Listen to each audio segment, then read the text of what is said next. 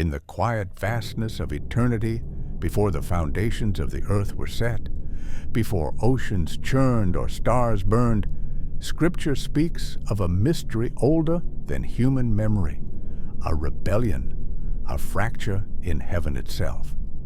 A moment when an exalted celestial being, perfect in beauty and wisdom, turned his loyalty away from the Creator and drew countless other angels into darkness with him. This story is scattered across the Bible, hinted at in prophetic writings, and elaborated upon in ancient Jewish traditions. It is not a simple story of good and evil, but a profound exploration of pride, ambition, spiritual freedom, and the catastrophic consequences of rebellion in a perfect realm. Today, we explore the rise and fall of Lucifer and the angels who rebelled with him.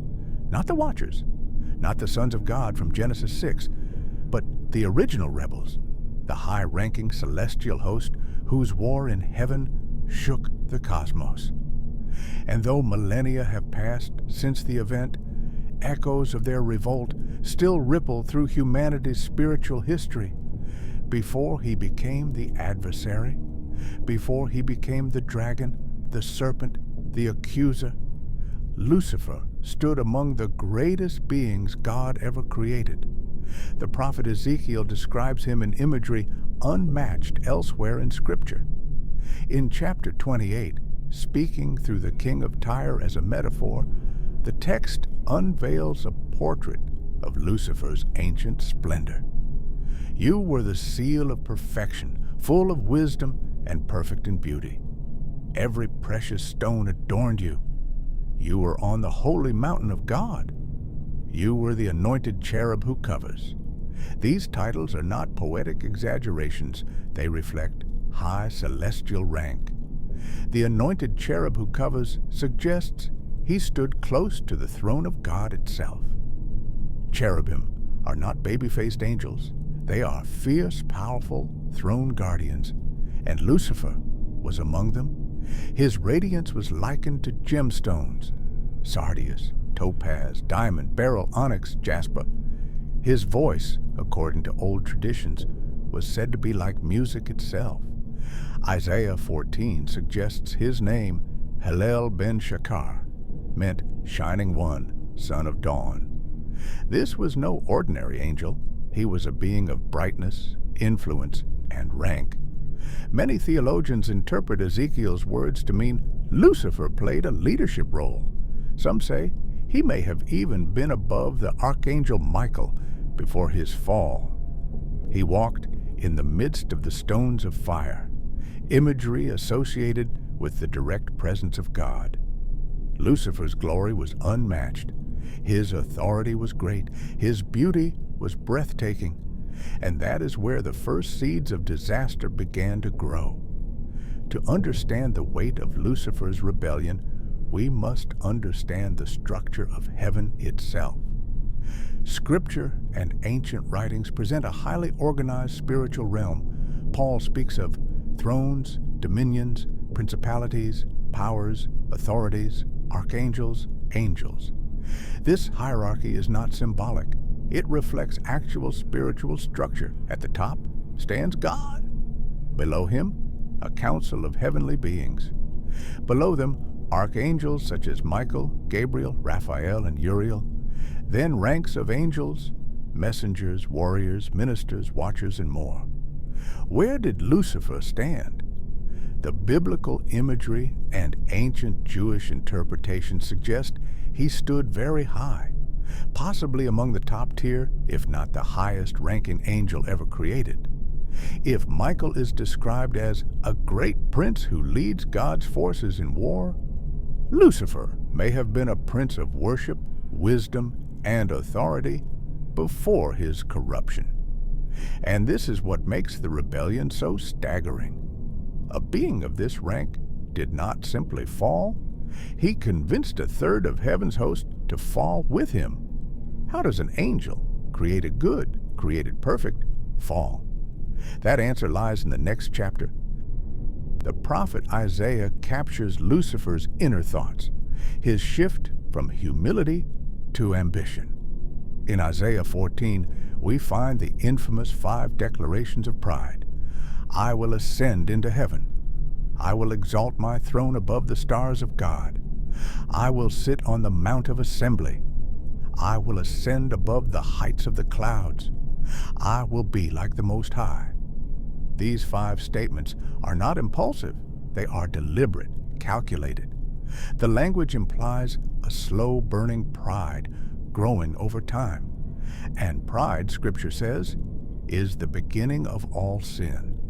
Some traditions suggest Lucifer became jealous of a divine plan involving humanity, beings made lower than angels, yet destined to be raised above them. Others believe he sought greater authority, wanting not merely to serve the throne, but to occupy it.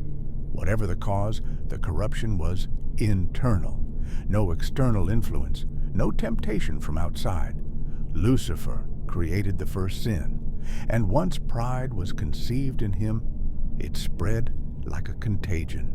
Whispers, influence, persuasion. He drew other angels into his cause. How many? Revelation 12 tells us, his tail swept 1/3 of the stars of heaven and cast them to earth. 1/3 of heaven's angels joined his rebellion. This was not a minor uprising. This was a cosmic mutiny, and it brought war to a realm where war had never existed before. The book of Revelation unveils the moment heaven erupted in conflict, and there was war in heaven. Michael and his angels fought against the dragon. This is no symbolic poetry. This depicts a real event in the spiritual realm. Michael, described as a warrior prince, rose with the loyal angels. Lucifer, now called the dragon, attacked with his newly corrupted host. Imagine a war between celestial beings. No blood, no bodies, but raw spiritual power clashing like storms of divine energy. Angels wielding authority, light, fire, and force beyond anything humans could imagine. A battle of wills, a battle of allegiance, a battle that reshaped eternity. Though Lucifer was powerful, though he was wise and influential, he could not overcome the loyal armies of heaven. Revelation says, but they did not prevail, and so came the moment of judgment. Lucifer was defeated. The dragon lost his place in heaven. He and his angels, now fallen, were cast out. Revelation continues. He was hurled down to the earth, and his angels with him. The fall was not a gentle descent. It was a violent expulsion. The luminous beauty Lucifer once radiated became twisted. The wisdom he held became corrupted into cunning and deception. The authority he once wielded became opposition against all that God purposes. But the fall of these angels did not end their story. It began a new chapter, one of hostility, deception, and spiritual warfare that extends into the present day. After the rebellion, the fallen angels became something fundamentally different.